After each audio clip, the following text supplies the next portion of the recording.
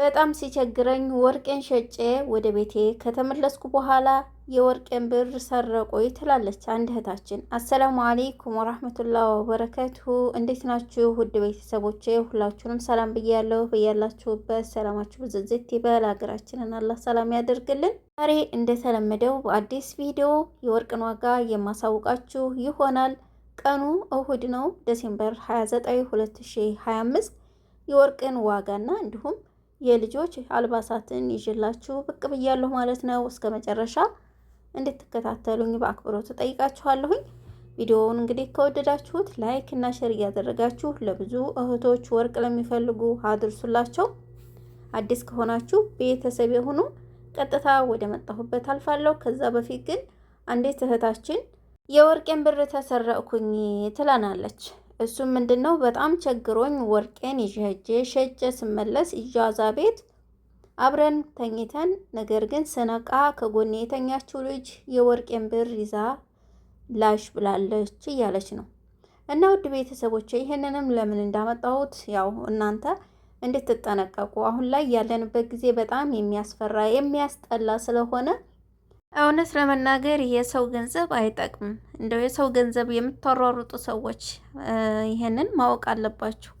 የራሳችሁን ገንዘብ ለማግኘት ብትሮጡ ጥንቃቄ ማድረግ አለባችሁ ማለት ነው። እሷ እንግዲህ ያው ስለቸገራት ያላትን ወርቅ ይዛ ሄዳ ለዛ ለችግሯ ልታውል ነበረ። ነገር ግን ከስራ ቦታ ሸጣ ወርቋን ተመልሳ ኢጃዛ ቤት አርፋ ነው ማታ ተኝተው ጧት ስትነሳ የለም ነው ያለችው። እንግዲህ ያው ኮመንቱን አይታችሁታል ሀባይብ።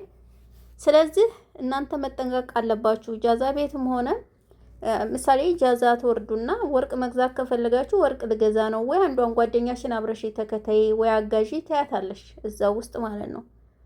እና ውዶችዬ እንዳልኳችሁ ከዛም ስለምንጠረቃቀም ኢጃዛ ቤት ማን ነው ጥሩ ማነው መጥፎ የሚለውን አታውቁም። አሁን ላይ በቃ በጣም 20-30 ሴት ነው አንድ ኢጃዛ ቤት የሚቀመጠው። ስለዚህም መጠንቀቅን እንዳትረሱ። በኋላ ከምትለድሙም የሆነ ነገር እንገራችሁማ ምናልባት ከጠቀማችሁ ማለት ነው። የሆነ የወንዶች አለ አይደለ፣ ይሄ ኪስ ያለው ፓንት ትልልቁ፣ እሱን ግዙ። ኢጃዛ በምትወርዱ ሰዓት ብራችሁን በፌስታል ጥቅልል አድርጋችሁ ናይሎን፣ ይሄ አለ እኮ ቆንጆ ፌስታሎች፣ ፌስታል ስላችሁ ትልልቁ ሳይሆን አሉ ምንም ውሃም ሆነ ምንም ነገር የማያስገቡ ማለት ነው። እዛ ውስጥ ጥቅልል አድርጋችሁ መጀመሪያ በመናዴል ታደርጉና ከዛ ገንዘባችሁን እዛ ውስጥ አድርጋችሁ በፌስታሉ ጥቅልል ታደርጉና ሽምጣጥ ያለው ማለት ነው ፓንት አለ ትልልቅ፣ እሱን ልብስ አድርጋችሁ ገንዘባችሁን በዛች ውስጥ አድርጋችሁ ትኝት በሉ። መቼም ከዛ ውስጥ ፈልቅቃ አታወጣውም ምንም ሌባ ብትሆን ማለት ነው። እና ውዶችዬ ጥንቃቄ አድርጉ። ያው እንግዲህ ይሄንን እየነገርኳችሁ ይጠቅማችኋል ከሚለው ነው። ዛሬ ቀጥታ ወደ መጣሁበት አልፋለሁኝ ውዶችዬ። ዛሬ 21 ካራንት ባህሪን በሳዑዲ አረቢያ በጄዳ 1 ግራም ወርቅ 463 ሪያል እየተሸጠ ይገኛል ማለት ነው። ያው የዛሬ የእሁድ የቀን ውሎ ማለት ነው። መካ ላይ 1 ግራም 21 ካራንት ባህሪን 465 ሪያል እየተሸጠ ይገኛል። መዲና 1 ግራም 21 ካራንት ባህሪን 470 ሪያል በመሸጥ ላይ ይገኛል ማለት ነው ሀባይብ። እንዲሁም ጣይፍ 1 ግራም 21 ካራንት ባህሪን 467 ሪያል እየተሸጠ ይገኛል። ጀዛን 1 ግራም 21 ካራንት ባህሪን 460 ሪያል በመሸጥ ላይ ይገኛል ማለት ነው። ሪያድ 1 ግራም 21 ካራንት ባህሪን 465 ሪያል እየተሸጠ ይገኛል። ይሄ የዛሬ የሳዑዲ አረቢያ የወርቅ ዋጋ ነው ውዶችዬ። ሁልጊዜም እንደምላችሁ ማለት ነው ሳዑዲ ላይ በጣም እየተቀራረበ ነው። አሁን ወርቅ ከተወደደ ወዲህ በጣም እየተቀራረበ የ2 ሪያል የ3 ሪያል የ4 ሪያል ልዩነት ነው ያለው ማለት ነው። ሞል ካልሆነ እዚጋ ልብ ማለት ያለባችሁ ሞል ከሆነ በጣም ነው የሚወደደው። ሞል ውስጥ ወርቅ አትግዙ። ልብስ ራሱ አይገዛም ሞል ውስጥ። ለምን? የ5 ብርን ሳልባጅ ልብስ ውጭ የምትገዙት በ5 ብር የሆነውን ሞል ውስጥ 50 ብር ሆኖ ነው የምታገኙት። ልዩነቱን እንግዲህ ይሰቡት። በጣም ውድ ነው ሞል ውስጥ። ወርቅም በዛው ልክ በጣም ይወደዳል ማለት ነው። እና ሀባይብ እንግዲህ በሳዑዲ ያለው የወርቅ ዋጋ ይሄን ይመስላል። በዱባይ 1 ግራም 21 ካራንት ባህሪን 467 ድርሃም እየተሸጠ ይገኛል። 18ቱ ካራንት 400 ድርሃም በመሸጥ ላይ ይገኛል። 22ቱ ካራንት 490 ድርሃም በመሸጥ ላይ ይገኛል ማለት ነው። 24ቱ ካራንት 535 ድርሃም እየተሸጠ ይገኛል።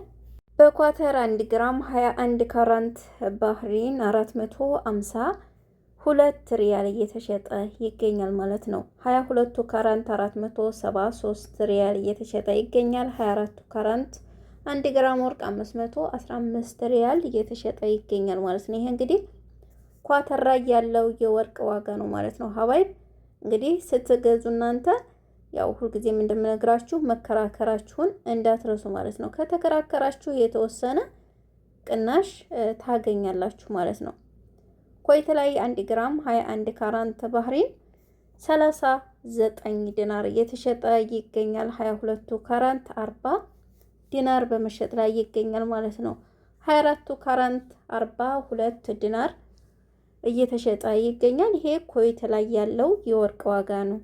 ውድ ቤተሰቦቼ ላይክ ማድረጋችሁን እንዳትረሱ። በጆርዳን 1 ግራም 21 ካራንት ባህሪን 89 ዲናር እየተሸጠ ይገኛል። 22ቱ ካራንት 93 ዲናር በመሸጥ ላይ ይገኛል ማለት ነው። 24ቱ ካራንት 103 ዲናር እየተሸጠ ይገኛል። ይሄ በጆርዳን ያለው የወርቅ ዋጋ የዛሬ የእሁድ የቀን ውሎ ነው ማለት ነው። በአሜሪካን 1 ግራም 21 ካራንት ባህሪን 126 ዶላር እየተሸጠ ይገኛል። ውድ ቤተሰቦች ለዛሬ እንግዲህ ይዤላችሁ የመጣሁት ይሄንን ይመስል ነበረ። ወርቃችሁንም ሆነ ብራችሁን መጠንቀቅ አለባችሁ።